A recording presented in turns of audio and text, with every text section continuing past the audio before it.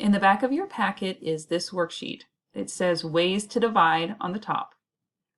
Go ahead and get that now, and we'll talk about what we'll do with it.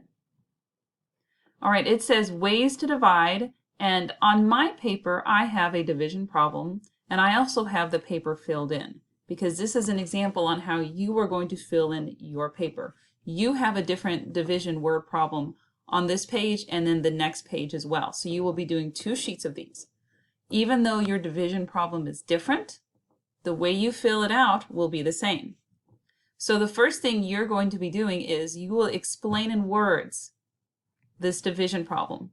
In my division problem, I have 27 and I am dividing it by 9.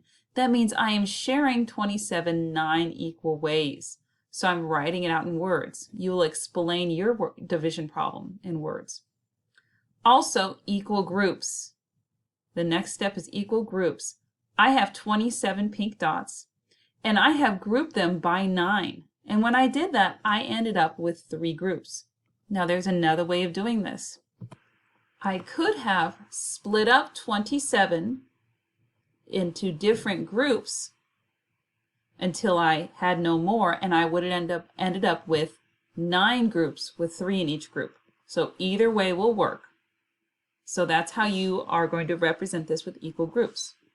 Next is repeated subtraction. I have 27 take away 9. That gets me to 18. 18 take away 9 is 9. And 9 take away 9 is 0. In each subtraction problem, I'm taking away 9 until I get to 0. And I did that 3 times. So that shows me that I subtracted 9 from 27 3 times. Also, the fact family group. We've seen this many times before. In this triangle, we have 27 up at the top and 9 in one corner and 3 in the other. This shows me that 9 times 3 is 27. 3 times 9 is 27. Also, 27 divided by 9 is 3, and 27 divided by 3 is 9. Okay, so you will represent your division problem the same way as well. The last way is with an array.